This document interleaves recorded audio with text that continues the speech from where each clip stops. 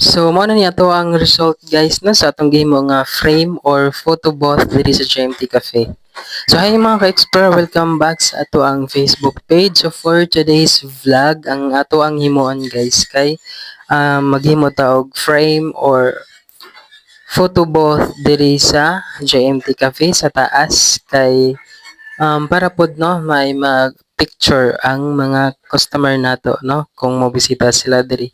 Unya nga to ang frame guys or ato ang photo booth kay ato na siyang iatubang jud sa Tabon Peak kanindot jud kayo view ang Tabon Peak guys. So grabe kanindot nga side diri nga view ang Tabon Peak.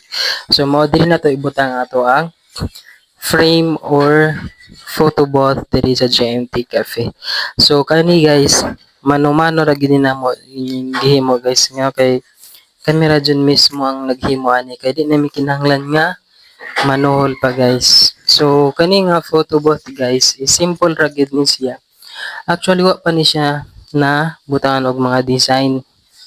Unya ini ka abot sa ato ang mga order sa TikTok ra jud ko nag-order og mga fake flowers ug mga lain-lain nga mga design guys nga ato ang ibutang aning ato ang photo booth diri sa JFT Cafe. So manual gid namo guys nga gihimo. So nakita ra sad ni namo sa Facebook nga na ay coffee shop nga naa sad sila ingon ani na mag-picture-picture ang mga customers labi na ang mga mag-uyab or pamilya nga customer. So pwede jud kaayo mag-picture diri guys kay masulod ra gid mo diri sa ato ang frame or photo booth diri sa GMT Cafe.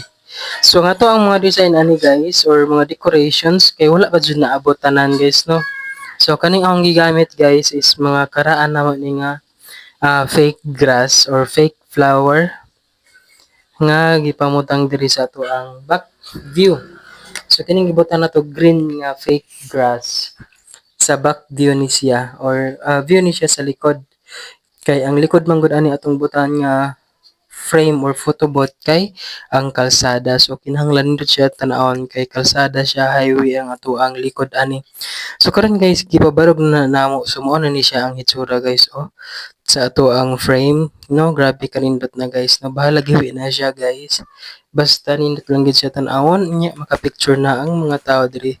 So pwede ninyo ma-capture ang picture ninyo no, mag-atubang sa Tabon Peak yun mo ang target niya. Pwede sad siya mag-atubang sa karsada, no? Diri sa highway, atubangan sa GMT Cafe. So, mo na mo ang gitarget na view sa inyong mga picture kung mag-picture na mo diri sa GMT Cafe nga gihimo na mo nga photo booth or frame. So maro to mga ka-explore, I hope nag-enjoy mo ani nga video. Ayaw mo kalimot pag-share. So ang ani ang ginawag picture guys oh. Makita ninyo ang Tabon Peak. Grabe kanindot guys ang Tabon Peak guys no.